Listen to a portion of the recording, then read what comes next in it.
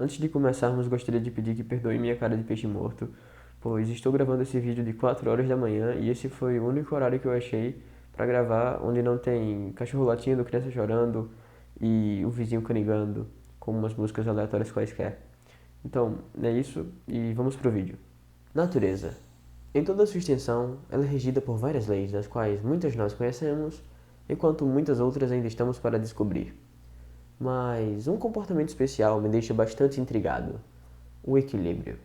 Você já deve ter ouvido falar que a natureza sempre busca o estado de menor gasto energético e de maior equilíbrio, mas o que exatamente isso quer dizer? Aparentemente, toda vez que o sistema se encontra em desequilíbrio, surge uma força para tentar equilibrar o que foi bagunçado. E esse comportamento pode ser observado em praticamente tudo. Mas, para captarmos bem a ideia, vamos para um pequeno experimento. Precisaremos de não, duas garrafas PETs e uma mangueirinha. Na verdade, só um pedaço. E essa é a super máquina que vai mudar o mundo. Vai ter invejoso que vai dizer: ah, mas isso aí é só duas garrafas PETs conectadas por uma mangueira e cola quente. Que garrafa PET o quê? Isso aqui é uma mochila jato. A gente vai precisar de água e corante só para dar aquele charme. E enquanto enchemos, podemos perceber como a água flui, saindo da garrafa da direita, onde ela tem um maior nível, e indo para a garrafa da esquerda, onde ela tem um menor nível. Isso ocorre até que ambos os níveis fiquem iguais, ou seja, até que haja o equilíbrio. Aqui nós temos um exemplo de um sistema buscando o equilíbrio. Agora eu vou assoprar para criar novamente uma diferença e para que possamos analisar dessa vez com mais calma o experimento. Vamos começar em 3, 2, 1 e... Espera um pouco aí. Antes de continuarmos, eu gostaria de explicar um conceito.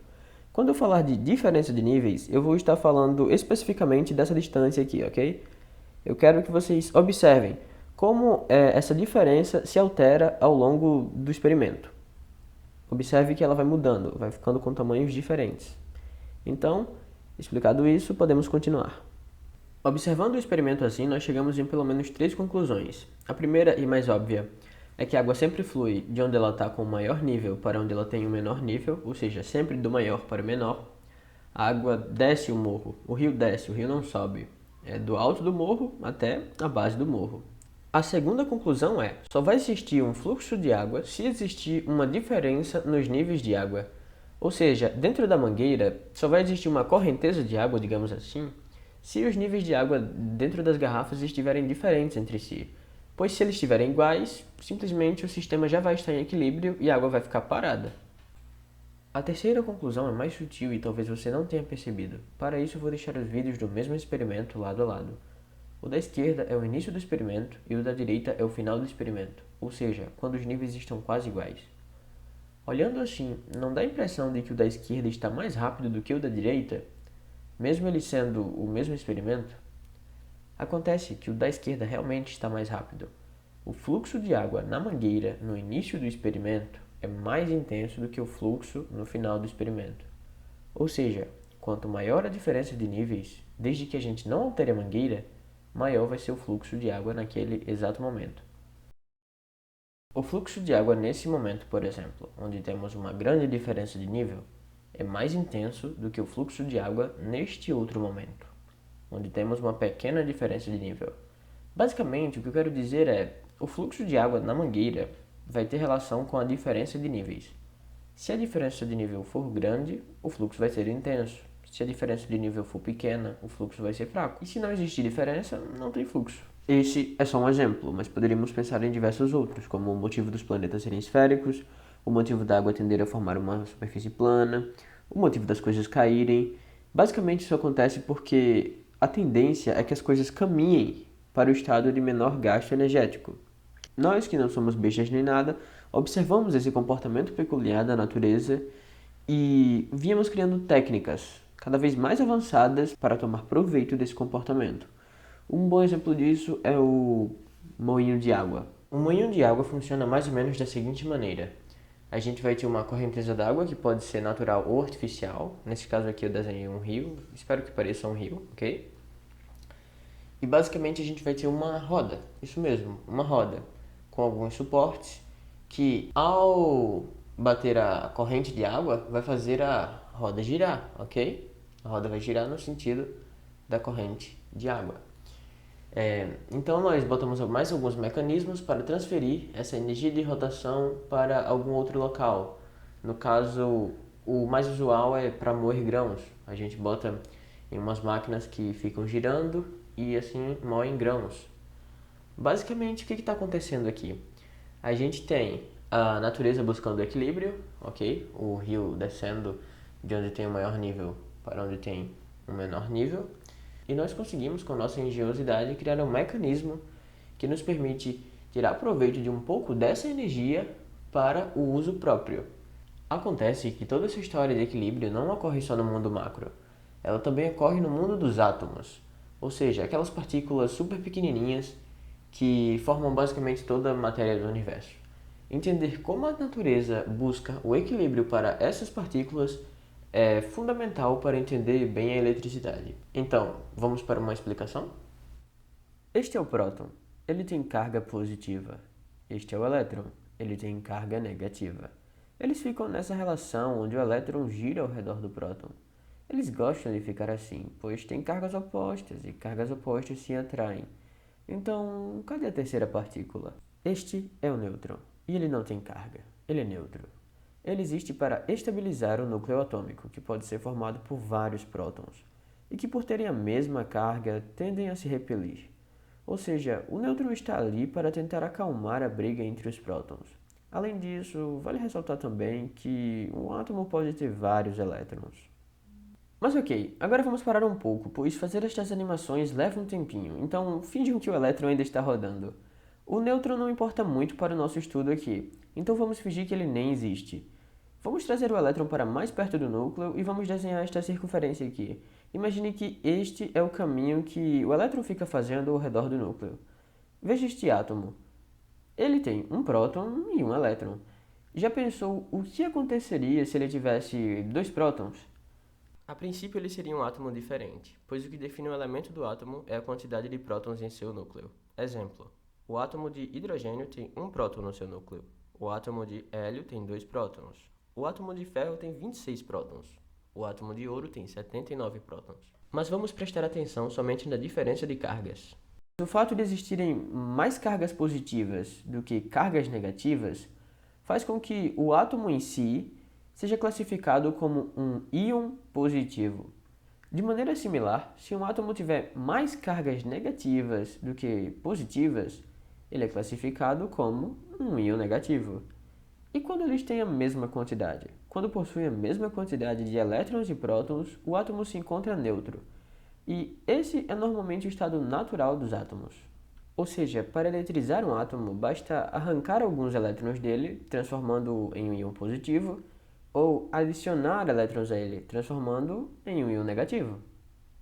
Agora falemos um pouco sobre como os átomos de um mesmo elemento tentam ser legais e igualitários uns com os outros. Como você sabe, cada objeto é formado por um número colossal de átomos, mas vamos focar aqui em apenas dois. Inicialmente temos ambos os átomos neutros, mas só para ver a discórdia, vamos adicionar uns elétrons a mais no átomo da direita. O que você acha que irá acontecer? Acontece que eles são legaizinhos uns com os outros, e o que tem mais divide com o que tem menos até que o número de elétrons se equilibre nos dois átomos. Você percebeu algo aqui? Eu vou repetir. Temos dois átomos do mesmo elemento, um com mais elétrons que o outro.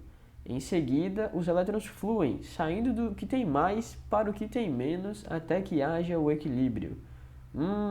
Eu acho que eu já vi isto em um outro local, hein? Ok, temos o que é preciso para entender a eletricidade. Então, vamos criar algumas indagações. O que você acha que ocorre com uma barra de metal que tem todos os seus átomos com excesso de elétrons? No geral, se nada a toca, nada acontece. É só um objeto que, por ter excesso de elétrons, está carregado negativamente. Da mesma forma, uma outra barra de metal que tem átomos com falta de elétrons é um objeto carregado positivamente. Caso você encoste as duas barras, a que tem mais elétrons vai ceder elétrons, a que tem poucos, até que as duas fiquem mais ou menos com a mesma quantidade. Mas simplesmente encostar não é tão útil para a gente a nível de análise. Então, ao invés de encostarmos as duas diretamente, vamos simplesmente colocar um fio condutor de forma que ele toque as duas barras. vai acontecer exatamente a mesma coisa. Os elétrons vão sair da barra com maior quantidade em direção à barra com menor quantidade, até que o equilíbrio se estabeleça. Percebeu o que ocorreu aqui? Houve um transporte de elétrons de um local para o outro. Isso é extremamente importante. Se pararmos para analisar, é muito parecido com o experimento da garrafa. A verdade é que, no fundo, o jeito que utilizamos a eletricidade é praticamente igual ao que fazemos com um moinho de água. Nós temos uma corrente elétrica, que é proporcionada pela diferença de níveis. Diferença essa que, a partir de agora, nós vamos chamar de diferença de potencial. E nós vamos ter algumas engenhocas no meio do caminho que, de alguma maneira, conseguem aproveitar esse movimento de elétrons para realizar trabalho. Vamos falar agora sobre um dos conceitos mais importantes, a ideia de diferença de potencial, conhecido também como DDP. Voltando ao experimento das garrafas, nós observamos que só existe um fluxo de água na conexão entre as garrafas quando elas estão em níveis diferentes. O fluxo para quando ambos os níveis estão na mesma altura. Se fôssemos fazer um paralelo entre o exemplo das garrafas e o exemplo das barras carregadas eletricamente, nós poderíamos dizer que as garrafas são como as barras de ferro. O fio condutor é como a mangueira. A água dentro das garrafas é como os elétrons nas barras de ferro. E a diferença do nível de água entre as garrafas é como a diferença do número de elétrons entre as barras de ferro. Tal diferença nós chamamos de diferença de potencial, ou DDP, ou ainda tensão. Sua unidade de medida é o volt. Assim como expressamos altura em metros, por exemplo, nós vamos expressar a diferença de potencial em volts. 5 volts, 10 volts, 127 volts, 220 volts, enfim, por aí vai. Primeira consideração. Assim como no experimento da garrafa só havia fluxo d'água passando pelo cano quando havia uma diferença de altura entre os níveis das garrafas, só existe fluxo de elétrons passando pelo fio quando há uma diferença de potencial entre as barras de ferro, ou seja, quando uma barra tem mais ou menos elétrons que a outra. Segunda consideração. Lembra que chamamos o fluxo de água na mangueira de correnteza? Pois bem, nós chamamos o fluxo de elétrons simplesmente de corrente.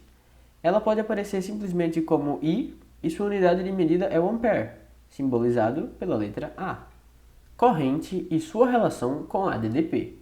Mais uma vez, o experimento da garrafa vai ser útil. Na terceira conclusão do experimento, nós dissemos que, quanto maior for a diferença de nível, mais intensa vai ser a corrente de água que passa pela mangueira. É claro, desde que a gente não altere nada na mangueira, por exemplo. A ideia é a mesma aqui. Quanto maior for a diferença de potencial, mais intensa vai ser a corrente elétrica, desde que a gente não altere nada em relação ao próximo conceito que vamos ver, que é a resistência. Chegamos finalmente no terceiro dos mais importantes conceitos desta aula, a resistência elétrica. Basicamente, todo material tem uma resistência natural à passagem de corrente. Imagine que você é um elétron e está andando em um corredor. No caso, o corredor é o fio. Se existisse um fio elétrico perfeito, você passaria tranquilamente por ele, sem se preocupar com nada. Mas na vida real, é como se existisse uma cola no corredor, que te atrapalha de andar facilmente. Essa é a resistência elétrica. Basicamente, uma dificuldade que cada objeto tem de permitir a passagem de elétrons. Imagine que um objeto que tem uma baixa resistência elétrica é como se fosse um corredor que tem pouca cola e não lhe atrapalha muito. Por outro lado, objetos que têm alta resistência elétrica são como corredores cheios de cola que atrapalham muito a passagem da corrente. Chamamos os materiais com baixa resistência de materiais condutores, pois eles conduzem bem a corrente elétrica.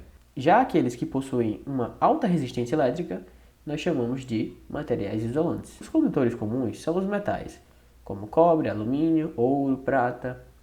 Os isolantes mais comuns são borracha, vidro, plástico. Primeira consideração. Por ser basicamente uma propriedade que cada material possui de atrapalhar a corrente elétrica, quanto maior for a resistência, menor será a corrente, desde que a gente não mude a diferença de potencial. O que seria aumentar a resistência no experimento da garrafa, por exemplo? Poderia ser algo do gênero botar uma mangueira mais fina, Com uma mangueira mais fina, o fluxo da água seria menor. Segunda consideração. A resistência é representada pela letra R, e sua unidade de medida é o ohm. Agora vamos falar sobre a lei de Ohm. A lei de Ohm é uma fórmula que relaciona a diferença de potencial com a corrente elétrica e a resistência elétrica. Segundo a lei de Ohm, a diferença de potencial, que aqui está sendo representada pela letra V, é igual a corrente vezes a resistência. Ela é meio que a fórmula fundamental no estudo da eletricidade. Então, é bom anotar, mas acima de tudo eu quero que vocês a entendam. Mas ok, chega de conversinha. Vamos quebrar algumas coisas por aí. Este é o resto do que um dia foi um Papai Noel. E ele vai ser a nossa cobaia hoje. Eu realmente estava pensando em abrir ele com uma martelada, mas acabei ficando com medo de quebrar algum componente, então vamos simplesmente usar uma chave Phillips mesmo.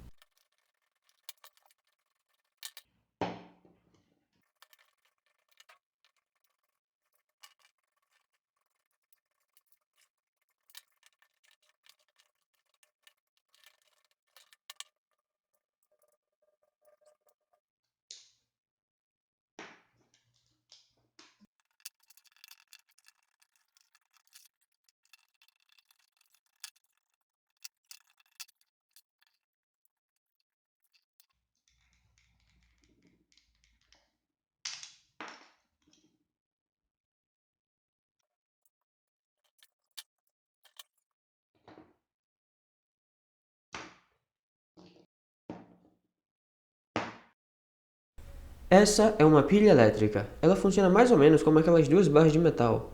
Ela possui um polo positivo e um polo negativo. Se nós conectarmos esses dois polos utilizando um fio elétrico, por exemplo, uma corrente de elétrons vai ser gerada, saindo do polo negativo e indo em direção ao polo positivo. Mas para que essa corrente seja útil de alguma maneira, é necessário que exista algum dispositivo ali no meio que seja capaz de aproveitar essa corrente para gerar algum trabalho.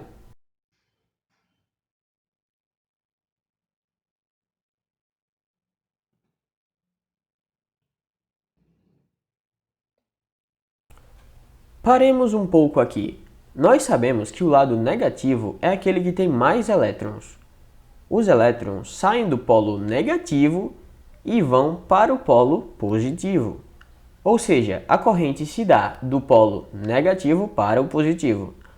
Ok, vem aí uma história engraçada.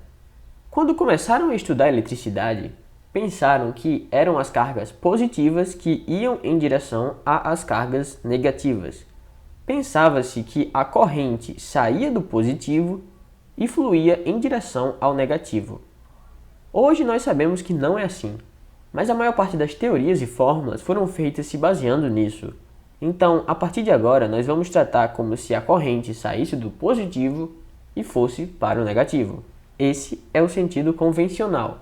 Apesar disso, se lhe perguntarem o sentido real, você sabe, é do negativo para o positivo.